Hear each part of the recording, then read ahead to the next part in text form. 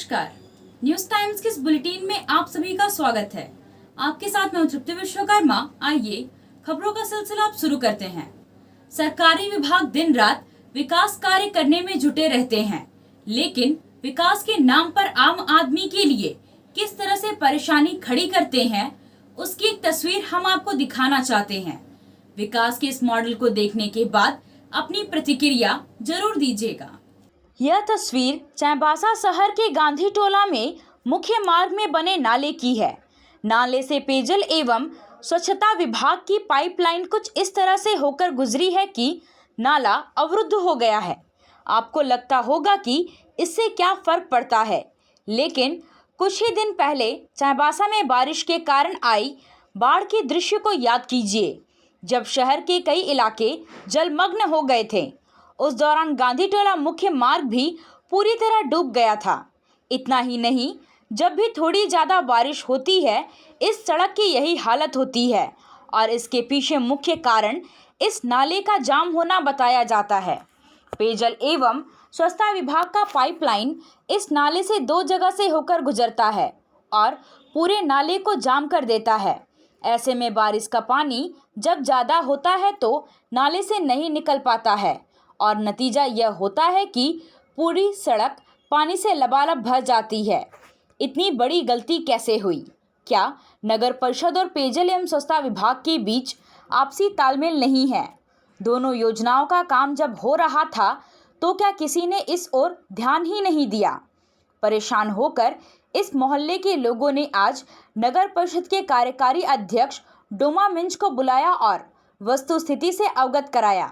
सब कुछ देखने के बाद अध्यक्ष ने क्या कहा, पहले उसे आप सुन लीजिए। इसके समाधान में हमको यही कहेंगे कि अभी जो आकर के जो स्थिति देख रहे हैं, इससे पूर्व में नाली बनाया गया है। नाली बनने के बाद में पाइपलाइन का जो मोटा पाइप है ये बिछाया गया है। तो हमको लगता है कि जिस स्थिति से हम देख रहे हैं यहाँ पर दिखाया जा रहा है, तो हमको लग रहा है ये तो नाली के पानी का पाइप या तो ऊपर होना चाहिए या तो नीचे होना चाहिए, ताकि जो पानी का जो फ्लो है आराम से पार हो सके, जिससे जल जमाव का स्थिति ना रहे।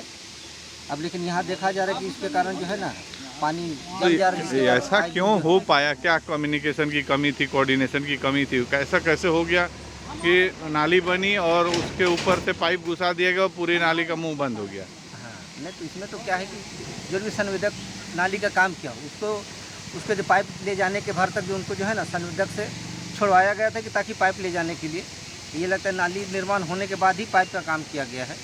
तो अब आगे क्या होगा? अब आगे विभाग से ही हमको लगता है कि इस पर जो इसका निष्कर्ष कैसे होगा, इस पर हमको लगता है स्टूटी से कार्यपालक अभियंता से PhD का बात करना है हम लोग को, ताकि ये जो जल जमाव का स्थिति रहता है वो जल जमाव की स्थिति हमेशा ना रहे। स्थानीय लोगों के साथ नगर परिषद के कार्यकारी अध्यक्ष और पेयजल एवं स्वच्छता विभाग के कनीय अभियंता अश्विनी सरदार मौके का मुआयना कर ही रहे थे कि इसी बीच पेयजल एवं स्वच्छता विभाग के कार्यपालक अभियंता जेसन होरो भी पहुंच गए। उन्होंने नाला और उसे गुजरने वाले पाइपलाइन को देखा, लोगों की बातों को सुना और अब दोनों विभाग मिलकर समस्या के निराकरण के लिए पहल करने के लिए आगे बढ़े हैं। लेकिन सवाल यह है कि यह सब कुछ पहले क्यों नहीं किया गया? नाला बनाते समय और पाइपलाइन बिछाते समय इस बात का आकलन क्यों नहीं किया गया कि बारिश का पानी ज़्यादा होने पर नाले से कैसे निकलेगा? अब इसे ठीक करने पर जो पैसा खर्च होगा उसे पैसे की बर्बादी ही तो कहेंगे। यहाँ पॉलिसी का ये सब देखने से साइड देखने से थोड़ा सा अभाव लगा है, लेकिन इसको वर्तमान में हम लोगों ने ठीक कराने का सोचा है, क्योंकि अभी दोनों डिपार्टमेंट के लोग हैं और साथ में संवेदक भी है, और संवेदक पर थोड़ा सा हम लोग टेक्निकली इसको कैसे सॉर्ट आउट कर सकते हैं उसका एक खाका हम लोगों ने बनाया है और इसको बताया भी गया। उसी अनुरूप काम इसका प्राकलन बनाकर काम कर दिया जाएगा। अब वर्तमान में अगर जल निकासी की व्यवस्था है तो इधर हम लोगों ने सोच रखा है कि थोड़ा सा हम लोग जोड़ के इधर से पानी बहाव सड़क की ओर होगा, उधर जोड़ के हम उस पानी को कंट्रोल कर सकते हैं ताकि नाली में पानी चला जाए। पश्चिमी सिंहभूम जिले के मुफस्सिल थाना क्षेत्र के उनचुड़ी गांव में नाबालिग लड़की से दुष्कर्म और फिर हत्या के मामले को लेकर ग्रामीणों का आक्रोश बढ़ता जा रहा है। ग्रामीण हत्या के आरोपी को फांसी की सजा देने की मांग कर रहे हैं। 2 दिन पहले खूटपानी प्रखंड के ग्रामीण क्षेत्रों में जुलूस निकालकर इंसाफ की मांग की गई। वहीं आज क्षेत्र के ग्रामीण जिला मुख्यालय चाईबासा में रैली के रूप में एकत्रित हुए और अनुमंडल कार्यालय के सामने धरना प्रदर्शन किया। हत्या के आरोपी युवक को फांसी की सजा दो का नारा लगाया। नाबालिग लड़की के साथ की गई घिनौनी हरकत से ग्रामीणों का आक्रोश चरम पर है। हालांकि पुलिस इस मामले में कार्रवाई कर रही है। आरोपी को गिरफ्तार भी किया जा चुका है, लेकिन ग्रामीण चाहते हैं कि मामले की तेजी से सुनवाई हो और आरोपी को फांसी की सजा दी जाए, ताकि फिर कोई इस तरह की हिमाकत करने की कोशिश ना करे। आज जो विरोध हो रहा है, हमारे खुटपानी प्रखंड में विगत सोमवार को एक नाबालिग बच्ची का बलात्कार प्लस हत्या हुई थी। ये हत्या जो बहुत निर्मम तरीका से हुआ था, बहुत जघन्य अपराध के तहत है।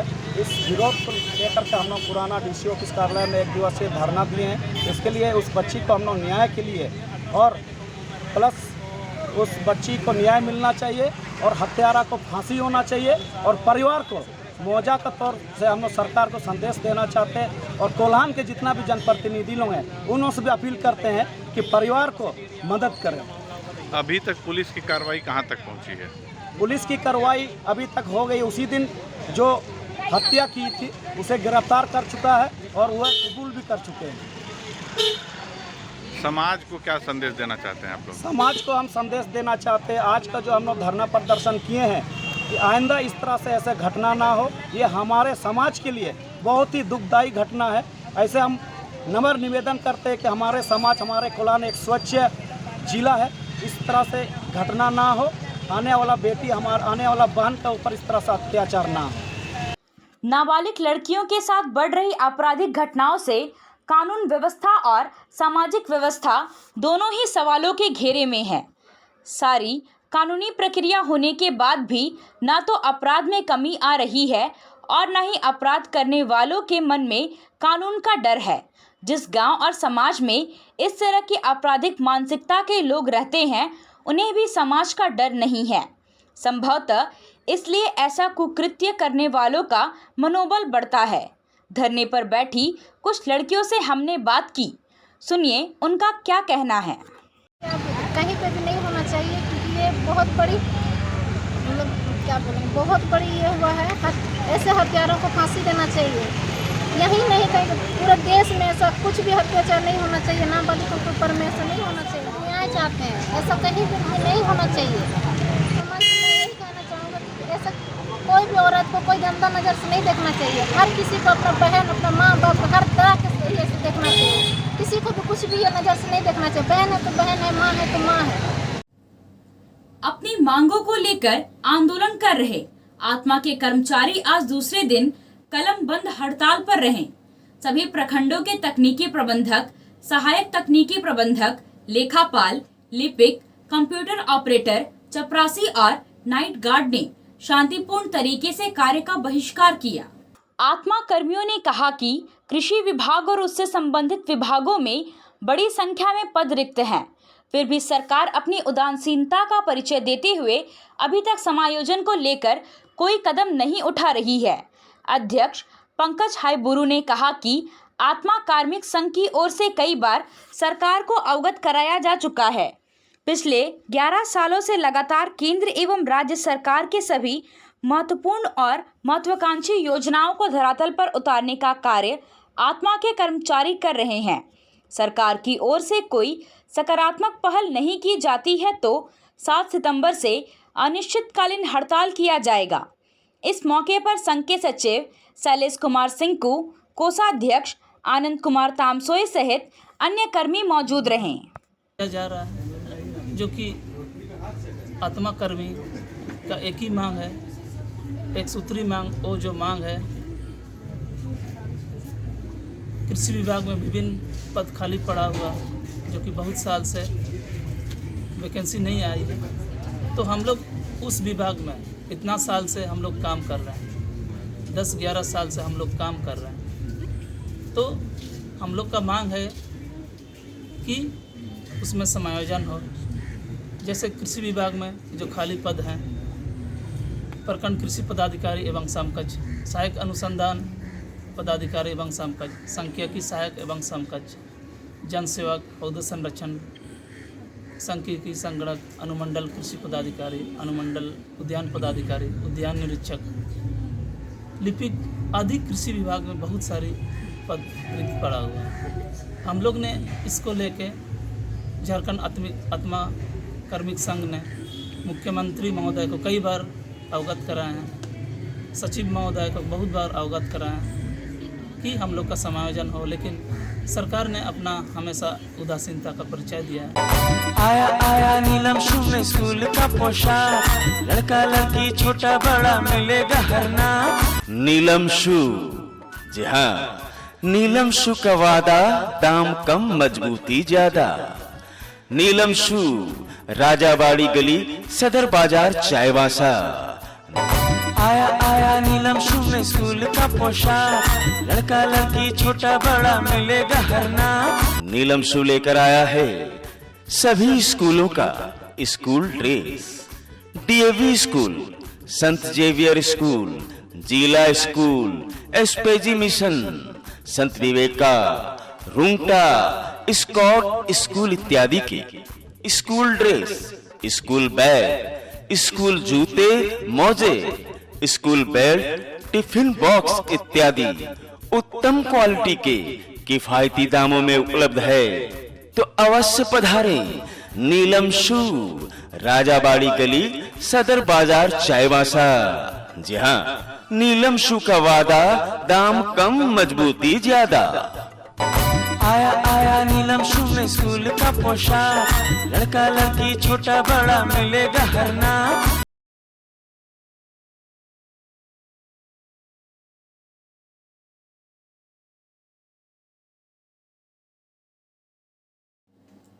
चाईबासा सदर बाजार स्थित विश्वकर्मा मार्केट में भाजपा के लोगों ने शिक्षक दिवस के मौके पर पूर्व राष्ट्रपति भारत रत्न डॉक्टर सर्वपल्ली राधाकृष्णन को श्रद्धांजलि अर्पित की। पहले उनके चित्र के समीप दीप जलाया गया और इसके बाद बारी बारी से सभी लोगों ने तस्वीर पर श्रद्धासुमन अर्पित किया। भाजपा के जिला महामंत्री प्रताप कटियार ने डॉक्टर सर्वपल्ली राधाकृष्णन की जीवनी पर प्रकाश डालते हुए कहा कि उनकी जयंती को पूरा देश शिक्षक दिवस के रूप में मनाता है।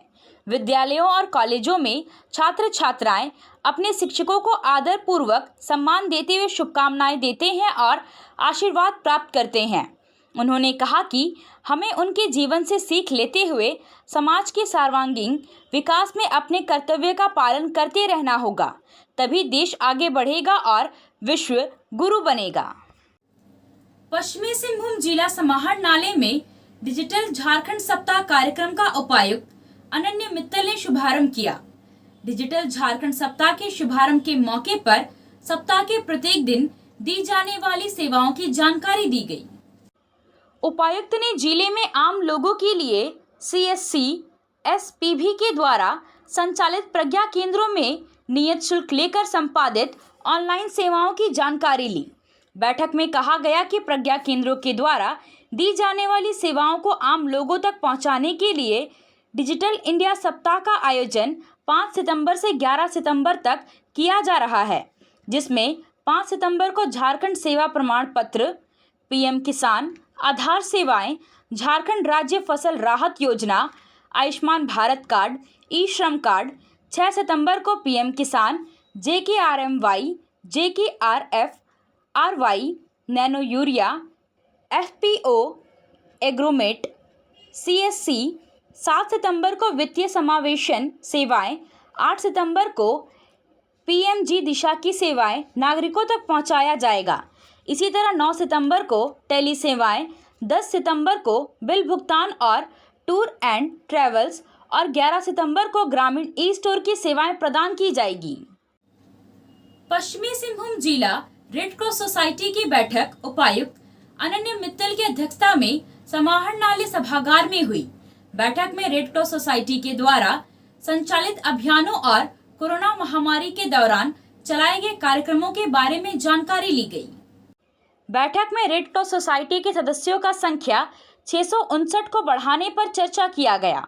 बैठक में उपायुक्त के द्वारा सोसाइटी में सम्मिलित होने वाले सदस्यों की अहर्ता, वर्तमान में मौजूद सक्रिय सदस्यों की संख्या और सदस्यों के पहचान पत्र से संबंधित अद्यतन जानकारी प्राप्त करते हुए सभी प्रतिवेदन को जिला कार्यालय के साथ साझा करने का निर्देश दिया। उपायुक्त ने सोसाइटी के पदाधिकारियों को अभियानों को संचालित करते हुए सामाजिक स्तर पर सक्रिय रहने वाले लोगों को नए सदस्य के तौर पर जोड़ने के लिए कहा।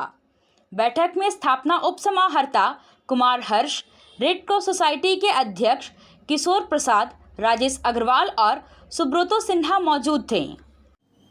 पश्चिमी सिंहभूम जिले में राशन वितरण से संबंधित विभिन्न माध्यमों से मिली शिकायत को गंभीरता से लेते हुए उपायुक्त अनन्य मित्तल ने सभी प्रखंड आपूर्ति पदाधिकारी और जन वितरण दुकानदारों को समय पर उचित मात्रा में खाद्यान्न वितरण करने का निर्देश दिया है।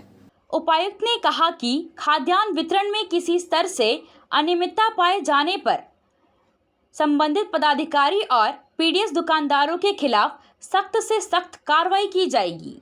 खाद्यान्न के वितरण से संबंधित हम लोगों के पास कई कंप्लेंट्स प्राप्त हो रही हैं। इसमें हम लोगों ने स्पष्ट निर्देश सभी एमओज को और सभी पीडीएस डीलर्स को दिया है कि खाद्यान्न का वितरण टाइमली और कंप्लीट क्वांटिटी में किया जाना है।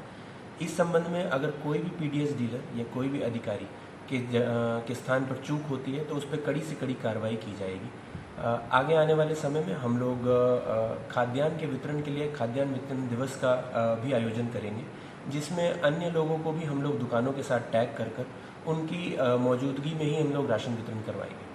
परंतु अगर किसी भी डीलर और किसी भी अधिकारी के द्वारा इसमें संलिप्तता पाई जाती है तो उसको निलंबित करने की कार्रवाई की जाएगी। पश्चिमी सिंहभूम के उपायुक्त अनन्य मित्तल और उप विकास आयुक्त संदीप बख्शी ने मानकी मुंडा न्याय पंच कार्यालय का निरीक्षण किया।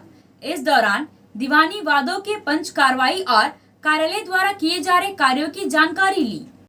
निरीक्षण के दौरान न्याय पंच के संयोजक ने कार्यालय कार्य और मानकी मुंडा को बैठने के लिए पर्याप्त जगह नहीं होने से संबंधित समस्या की जानकारी उपायुक्त को दी। उपायुक्त ने सदर अनुमंडल कार्यालय परिसर क्षेत्र का निरीक्षण किया और परिसर में खाली पड़े कक्ष को न्याय पंच कार्यालय को आवंटित करने के लिए संबंधित पदाधिकारी को निर्देश दिया।